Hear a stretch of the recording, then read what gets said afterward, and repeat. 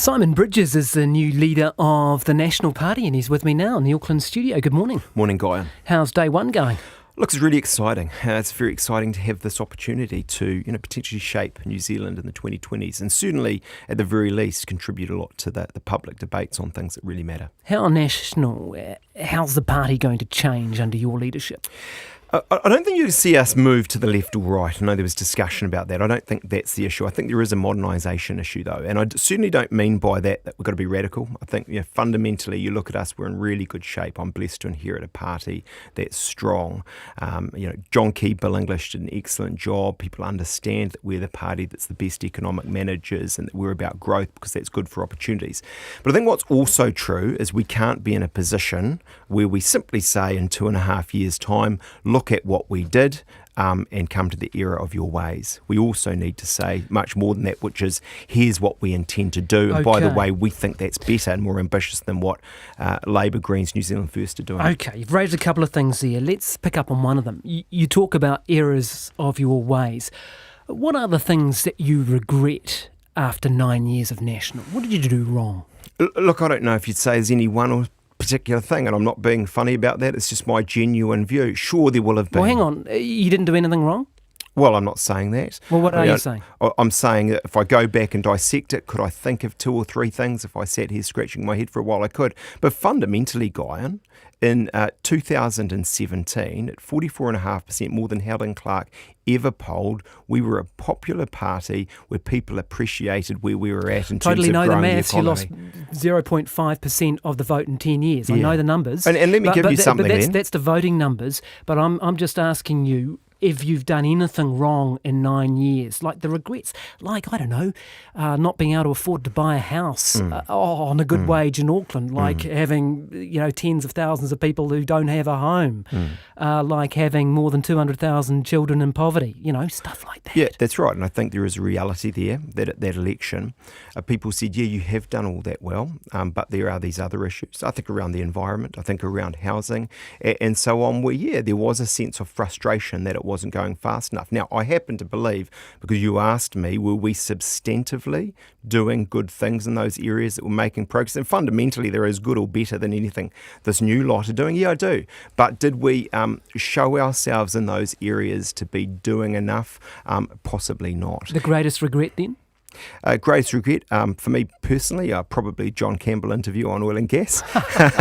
but in terms of sustained policy, I'm not meaning to be cute with you. I just don't think if you look at the program, it was anything other than a very strong one. Do we have a housing crisis in New Zealand? Yeah, but I do think on those issues. Do we have a housing crisis in New Zealand? You can call it what you like. What do you call it? As a crisis, yeah. For some it is. So for those who don't have houses, those aren't, I don't crisis. want to be a prick about this, but, awareness is half the problem, eh? So do we have a housing crisis in New Zealand? For those it affects, it's a crisis. Yeah. Thank you. To move on to renewal, because you did hint at that in your first answer. What are you going to do with the finance portfolio? I genuinely don't know yet. And all I mean by that is I got a few ideas, but I do want to test that with senior colleagues. And I do need to talk to the individuals involved. I think you're obviously alluding to Stephen Joyce. Is he gone, is he? No, let me be very clear with you. You got in the 5 people that stood for the leadership, very strong characters, the leaders of the party who have very strong strengths, are real talents. I don't want to lose them. I want to use them in senior significant roles, but I've just got to work through that. Does National need to change direction on finance? No, look, I think ultimately, if you look at why we were 44.5%, as you said, dropped 0.5%, it's basically for one reason. It's that New Zealanders know that when it comes to the economy, we're the best. They know that the other guys don't take it seriously enough, are quite complacent about it, and we're the ones that understand that opportunity that comes from that. So is there a direction change? No. Let me just add this very brief bit. What is also true, then I think it goes to what you were asking me earlier, I do think there is some emphasis change required around the edges. I do think, for example, personally, that the environment is something that New Zealanders believe deeply in, and it's something that we should be looking to emphasise more and modify, and as I say, modernise our policies. I straight up can't give you the 4 things or 3 things that means in concrete terms right now, but that's one. And I think in the regions as well, and with small businesses, we've got some work to do because there's a lot of burden coming on them. Okay. You talked about being the best economic managers. Does Labour have a hole in its fiscal numbers? Yeah, I think they'll be shown to. What's the size of that? Look, I can't tell you today. I mean, do you remember the figure that Stephen Joyce put on? Yeah, of course. What look, was $11 billion. Yeah, is that true? I think what he was saying was right. I think he was making the point very clearly that these numbers were far too tight. They didn't have any money for the things that they are going to have to do, that any government has to do, but actually a left of centre government that has big plans in education and health and these areas. Look, either they won't be able to do it or there was a hole. The size of it I can't tell you today, but I think in budget 2018 we'll see it pretty clearly. Has he still got credibility, Stephen Joyce, as finance spokesman? He has. I mean, look, as I say, fundamentally on those issues he was right. But more than that, he's also been a guy who, at the top of our party, in terms of our campaigns and so on, has fundamentally led us to fantastic victories. You beat him in this campaign. Well, it was 56 MPs who make decisions. I think actually if you look at what the caucus was saying, what they're saying was we want you as the leader in terms of me, but they also understood this need for experience around me, and I'm very blessed to have it. Okay, let's talk a little bit about what sort of leader you're going to be and what sort of person you are, just in the final segment of this interview. What sort of opposition leader are you going to be? I think I'm the opposition leader that I want the party to be, which is 2 or 3 things. Firstly, vigorous in opposition where we need to be. We do need to hold the government to account. This is a core role of opposition, and that means sometimes being very aggressive, and that's simply about being firm but fair. Where they're doing things that are bad. I wouldn't say that, but I think actually there is a role for that. But be honest, Guyan, that's the easy part of this. The harder part is the next bit, and that's that modernisation I've talked to you about. It's about having positive, future-looking plans for the 2020s. And allied to that, and I think as a third thing, is just using our team. We have one big advantage over every other party, certainly the Labour Party in Parliament. Well, and that's we've got 56 MPs who are actually deeply rooted in their communities as electorate MPs, and we're going to use that. Who are your political heroes?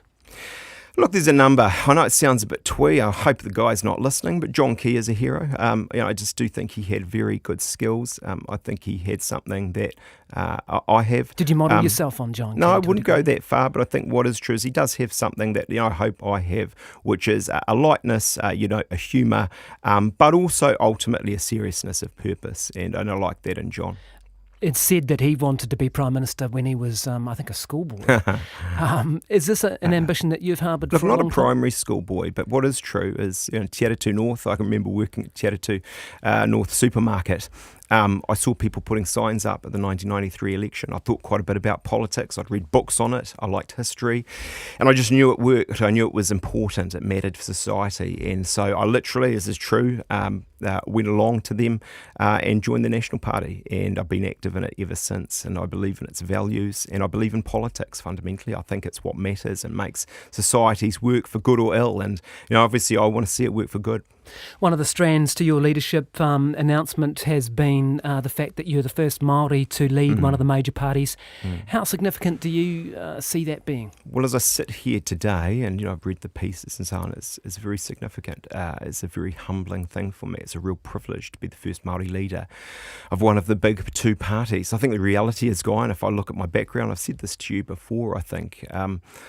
My grandmother was Ngāku Joseph. She grew up literally on a marae in Oparuri in King Country. But the reality is she moved to Hamilton. My father really hasn't taken much interest in these things. He's now in his 80s. So I grew up without there being a focus on these things. But, what is true is I've tried to focus on it somewhat more as an adult. And today, as I stand here, I hope that Māori, particularly young Māori, see something in me as an ordinary New Zealander, as a pretty ordinary Māori who's aspired and as the leader of the opposition. I hope that's somewhat inspirational for them, frankly. How can you beat Jacinda Ardern? I think by taking her head on in terms of holding her to account as Prime Minister, not personally, but as Prime Minister, and we'll do that in question times and other fora as well, and debating her on the issues.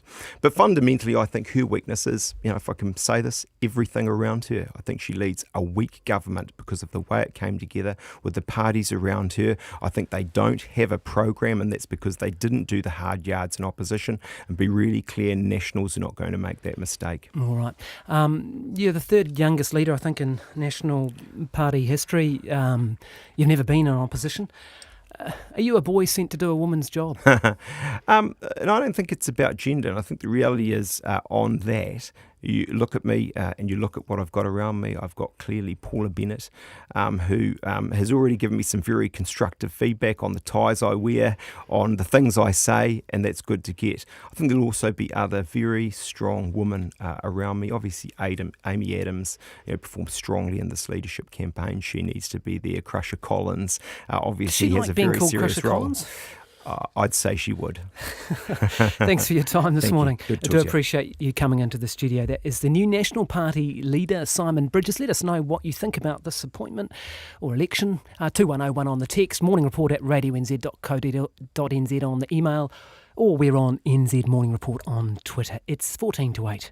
Well, fighting has continued in eastern Ghouta in Syria.